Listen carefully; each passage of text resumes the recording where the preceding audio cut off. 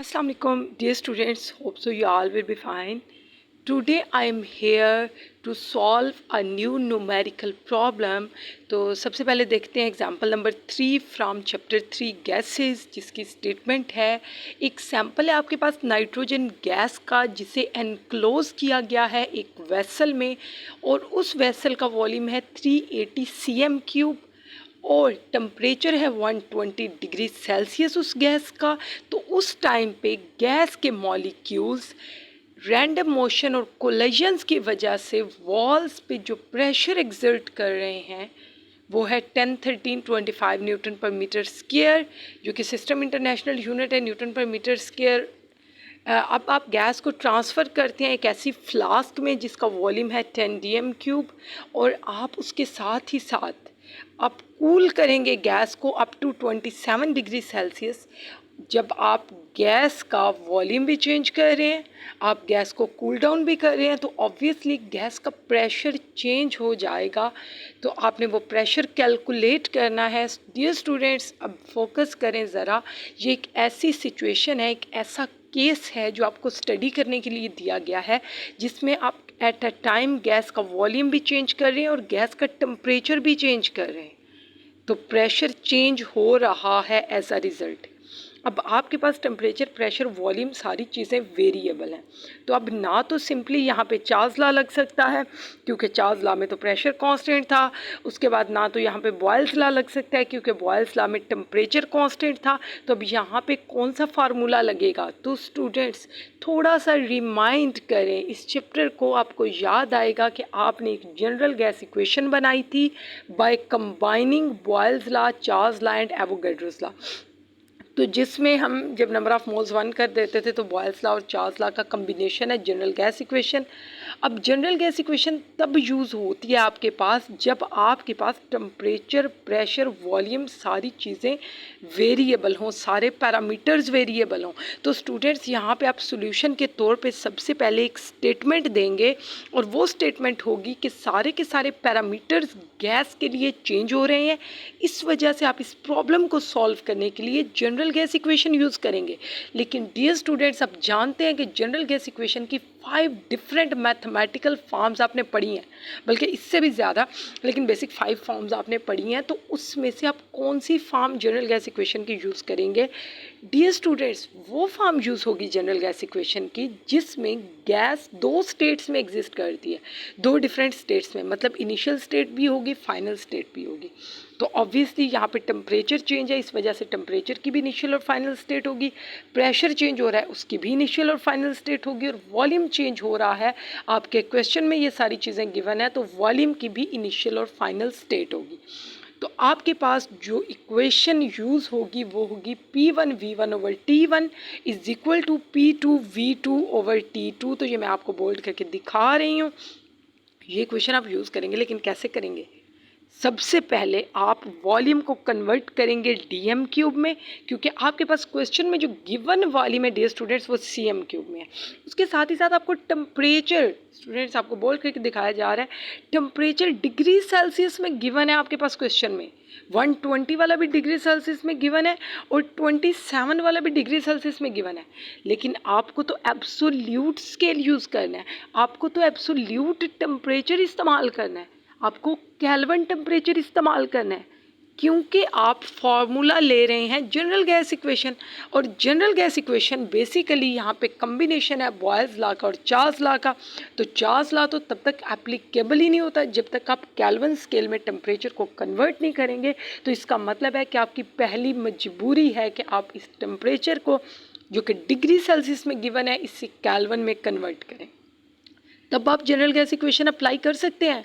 Otherwise आप P1V1/T1 वाला formula ही नहीं लगा सकते जब तक आप टेम्परेचर को केल्विन में कन्वर्ट नहीं करते। तो आप होप सो आपको समझ आ गई होगी कि टेम्परेचर को केल्विन में कन्वर्ट करना कितना ज़रूरी है। ठीक, जितना हमारे लिए ऑक्सीजन इनहेल करना ज़रूरी है, इतना इस न्यूमेरिकल के लिए टेम्परेचर को केल्विन में कन्वर्ट करना ज़रूरी है, क्योंकि फॉर्मूला इम्प्लीमेंट नहीं होता। तो डियर स्टूडेंट्स, इनिशियल वॉल्यूम आपके पास जिसे आप V1 से रिप्रेजेंट करते हैं वो है 380 cm³। जब आप उसे dm³ में कन्वर्ट करना चाह रहे हैं तो आप क्या करेंगे? उसे 1000 से डिवाइड करेंगे, मैंने किया तो मेरे पास आंसर आया 0.38 DM³। अब मैं क्या करती हूँ, इनिशियल टेम्परेचर लेती हूँ T1, और T1 यहाँ पे आपका एक थर्मामीटर बना हुआ है, इनिशियल टेम्परेचर है 120 डिग्री सेल्सियस, जिसमें आप 273 प्लस करेंगे तो वो बन जाएगा 393 केल्विन। तो स्टूडेंट्स आपके पास इनिशियल प्रेशर है वो गैस का प्रेशर जो गैस के मॉलिक्यूल्स कोलिजन्स की वजह से वेसल की वॉल्स पे एग्जर्ट कर रहे थे, वो है 1,01,325 न्यूटन पर मीटर स्क्वायर, जो कि P1 है। अब आपके पास फाइनल टेम्परेचर भी क्वेश्चन में गिवन है, ये गिवन डाटा है सारा। फाइनल टेम्परेचर को आप T2 से रिप्रेजेंट करते हैं, और ये टी भी आपके पास स्मॉल होना चाहिए था, सबस्क्रिप्ट में होता है, थोड़ी सी टाइपिंग की गलती है। टू स्मॉल होना था सबस्क्रिप्ट में। अब टेम्परेचर है 27 डिग्री सेल्सियस, जिसे में आप 273 प्लस करेंगे तो वो 300 केल्विन बन जाएगा आपके पास फाइनल टेम्परेचर या T2। स्टूडेंट्स फाइनल वॉल्यूम है 10 DM³। तो ये आपके पास सारा गिवन डाटा है। तो स्टूडेंट्स ज़रा एनालाइज कर लें, थोड़ा सा ईमानदारी से इस डाटा को एनालाइज करें तो आप देखेंगे कि इनिशियल वॉल्यूम आपके पास है 0.38 DM³, मतलब कम है।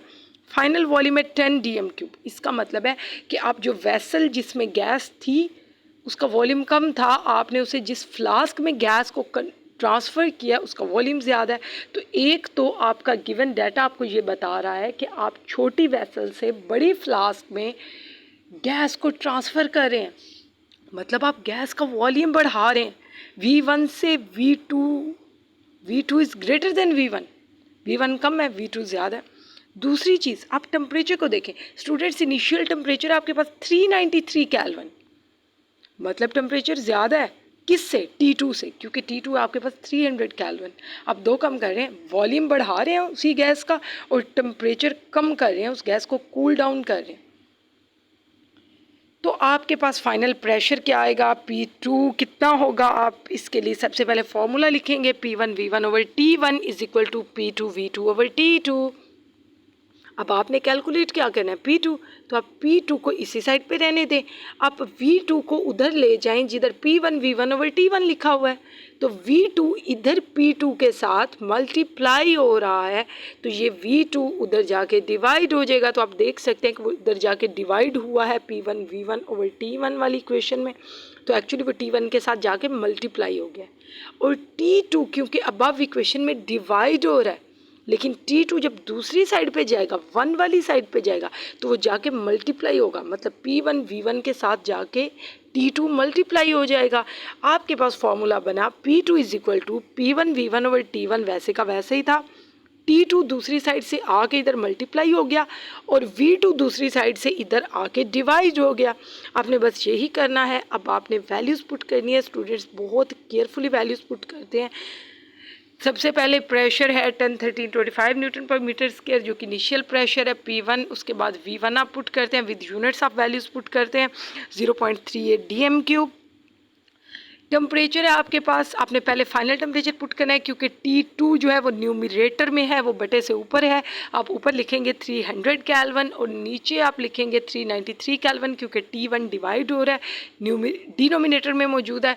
393 आप नीचे लिखते हैं, उसके बाद उसे मल्टीप्लाई करते हैं आप फाइनल वॉल्यूम V2 के साथ, जो कि 10 DM³ है। तो डियर स्टूडेंट्स यहाँ पे अब आप सबसे पहले क्या करेंगे, यूनिट्स कैंसिल आउट करेंगे, केल्विन से कैंसिल हो जाएगा। यहाँ पे आप देख सकते हैं DM³ से कैंसिल हो जाएगा, आपके पास यूनिट बचेगा न्यूटन पर मीटर स्क्वायर। अब आप वैल्यूज़ को मल्टीप्लाई और डिवाइड करेंगे तो आपके पास P2 के लिए आंसर आता है 2938.4 newton per metre square. This is the final pressure which is exerted by the gas molecules at this expanded volume, जो आपने वॉल्यूम एक्सपैंड किया गैस का 0.38 DM³ से बढ़ा के 10 DM³ किया, उस एक्सपेंडेड वॉल्यूम के बाद गैस का प्रेशर कम हो गया था और उसके बाद आपने टेम्परेचर कम किया। टेम्परेचर कम करने से भी प्रेशर कम हो जाता है। कैसे स्टूडेंट्स, जैसे ही आप टेम्परेचर कम करते हैं तो molecules according to kinetic molecular theory of gases, absolute temperature जितना कम होता है गैस के मॉलिक्यूल्स की ट्रांसलेशनल मोशन उतनी कम हो जाती है, स्लो डाउन हो जाती है, जब उनकी काइनेटिक एनर्जी एक्चुअली कम हो जाती है। काइनेटिक एनर्जी जब कम हो जाती है तो कोलिजन्स जो हैं वो उतनी फोर्सफुल नहीं रहती। जब कोलिजन्स जो हैं वो वीक हो जाएंगी, स्लो हो जाएंगी, कम हो जाएंगी, तो कोलिजन्स कम होंगी तो ऑब्वियसली वो जो प्रेशर एग्जर्ट करेगी गैस वो कम हो जाएगा। तो प्रेशर तो कम होना ही होना है टेम्परेचर कम करने से। दूसरा, आपने वॉल्यूम एक्सपेंड किया तो वॉल्यूम एक्सपेंड करने से भी हमेशा प्रेशर कम होता है, क्योंकि force per unit area pressure होता है। तो आपने दोनों काम ही ऐसे किए कि प्रेशर रिड्यूस होना था। तो आप कंक्लूड कर सकते हैं कि due to increase in volume and decrease in temperature you can observe a decrease in pressure. The final pressure P2 is 2938.4 Newton per meter square, which is much less than that of the initial pressure exerted by the gas at 127 degree Celsius. 127 पे जो pressure था वो ज़्यादा था, simply जो सिर्फ 27 पे pressure है वो कम है। This was all about this numerical problem. Time थोड़ा सा ज़्यादा हो गया। स्टूडेंट्स, आपका कोई भी क्वेश्चन हो तो आप कमेंट बॉक्स में पूछ सकते हैं, कोई भी क्यूरी हो आप स्क्रीनशॉट ले सकते हैं इस सॉल्यूशन का। और जाते जाते एक शेर,